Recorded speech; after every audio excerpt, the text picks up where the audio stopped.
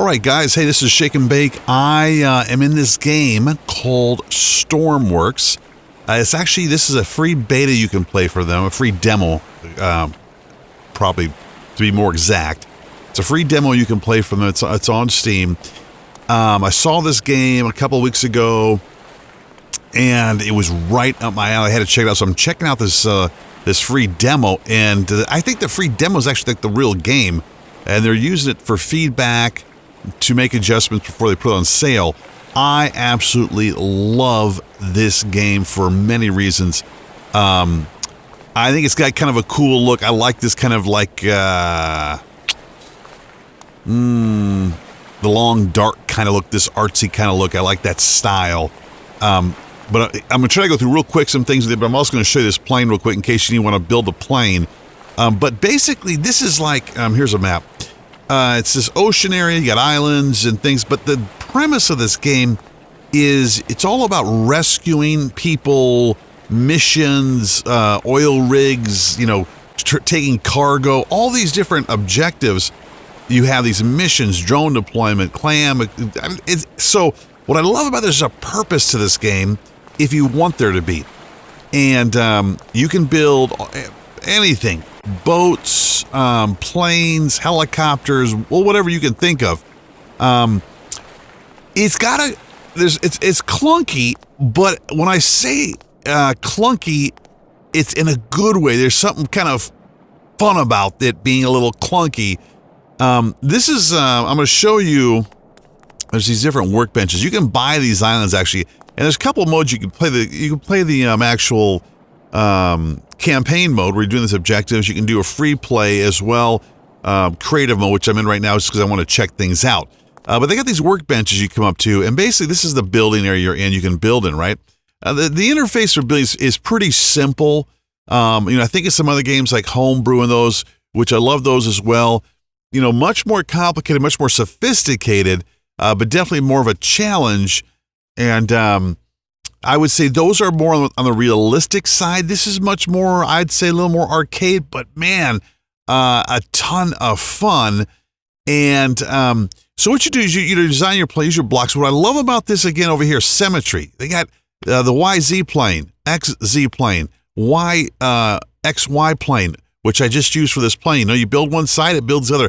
I love that. I think that is a great feature to have in a game, any building game. Change camera settings. You got center mass, which shows the purple center mass.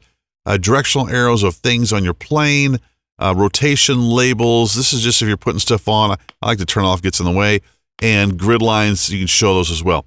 You can paint. You can paint the whole vehicle. You can paint block by block, face by face. There are lights. And let me show you the inventory real quick. This is everything right now. Of course, the game's early access. They're going to obviously add more things, but you got blocks, you got vehicle control, mechanics, propulsion systems, specialist equipment. Now, some people are going to love this. This is the logic stuff.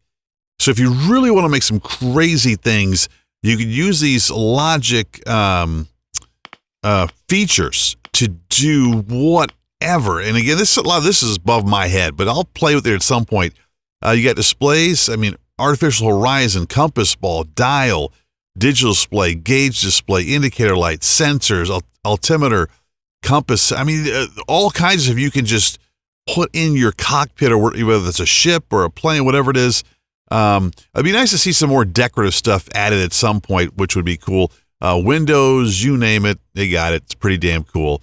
But let's talk about this plane real quick. So if you want to make a plane, this took me quite a bit of time to get to this point with a plane. Not as far as building the blocks. That's pretty easy to do. Getting it to fly, I've learned some things here. You hit this little logic light up here, and this is how everything's hooked together. Now, the one thing they got to watch out for, and this is one thing that Homebrew has had to deal with, is when you start getting all these logic things hooked up, when the lines start getting, your eyeballs start playing tricks on you. So this is something they're going to be mindful of, the more logic things you start to add up. So here's basically, and it's pretty simple. Your seat has different things you can, and you just basically drag these lines to it. They are color coded, so, green goes with green, red with red. The one thing I did learn, though, when you do a plane, or if you want to have, let's say, rudders out here, these flaps, that, let's say I want to turn left, and I want the right one to go up and this one to go down. What you have to add is, what I did is I added an inverter number box. And basically I run, so here's A and D keys, right? So I ran this through the inverter box and then from here out to this flap so it's inverted. So that's something you'll need to do if you want to invert one side. Use the inverter box. That's what I did. I'm sure there's other ways to do it, but that is the way I did it. What else? One thing I learned as well, one thing that'd be nice too is in this feature, I don't think you can, but it'd be nice if you could actually activate parts, like lock the camera, like in Homebrew, and you actually can like turn the engine on, run the flaps while you're in the building mode. That'd be nice to see. Let's see here. I want to tell you something. Okay, so let's go back. So this is it. This is the logic. If you hook this stuff up, add in these different buttons to activate, the engine and things like that. You can have a throttle in there, which I have a throttle, and I'll show you in a minute. But one thing I found out, though, is there is some clipping issues out on the runway. And I don't know if it's just this area I'm in or not, but you see these wheels right here?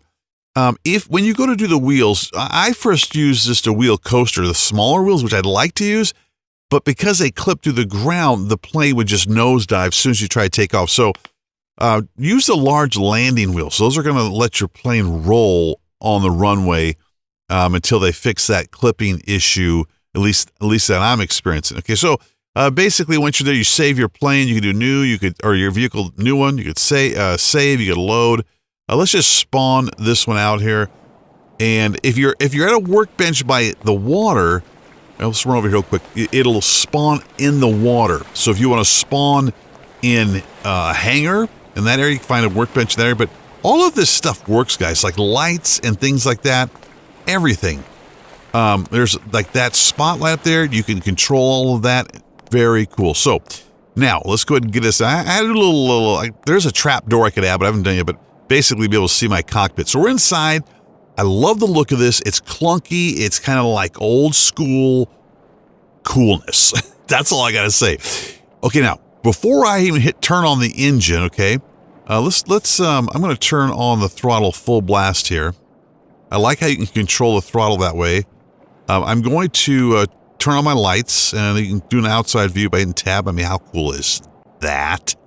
And you can see the wheels are clipping a little bit through. See that? They're going to have to fix that issue right there. Let's fire her up. And since I have full throttle, we're going to take off pretty darn quick here. And you can see that wheel clipping plays a little bit of havoc on it. And we're up. Now, does it fly perfect? Hell no. This is like driving a bus in the sky. But, and there the mission just popped up, but it does work. And I like actually that it's kind of like a little bit bouncing all over the sky as I fly. I kind of like that. It makes it a little more fun, actually. I'm sure it could fly a lot better once I tweak the aerodynamics. On this one, I did add the pontoons, and I'll show you why here. Let's just take her in. Let's go back. I like the cockpit view. Now we're going to throttle down a little bit. And I'm just hitting my E key, and I'm bringing this nice and down. Got my altimeters here, horizon, or my compass here. Oh, let's pull up. I wasn't focused on flying. All right, so we're in the water, right? And the reason I've got those pontoons on there, it doesn't really sit up on the pontoons, which would be cool, but it does float, and we're a little bit underwater. But let's throttle back up, and we actually have enough power we can get out of the water. That's pretty cool. So, but the idea of this, you can play around and do whatever you want in this game. You can buy an island, you can set up your base, but the idea is to go on these missions, and your vehicle design, the features of that vehicle, a lot of that is going to be driven, we'll bring her for a landing, by what the mission is. Maybe you need to put magnets on your vehicle to, tow the drone out, which I had to do. So I like that there's this challenge to do these missions. You earn money, and I believe you unlock parts as well in the campaign mode. Let's bring her in. The one thing I didn't do is turn on, you can control the weather here in this creative mode. Bring her in. Throttle him down. Oh yeah, oh yeah, oh yeah, stick it, shake. Stick it, baby. Just like that. Just like that. Power down. Let's shut her down. Not perfect, but I'll take it. All right, guys. STORMWORKS, pretty awesome. Let me know if you want to see more videos. Really am loving this game. I will be getting this game when it comes out. I'm not sure if they're doing multiplayer for this or not. I don't think so, but I'm sure people will ask for it. It is pretty darn cool. You can make land vehicles as well. Again, anything you want, basically. I'd love to hear your thoughts about it. Cheers, peace. Wish you guys the best. Shake and bake out.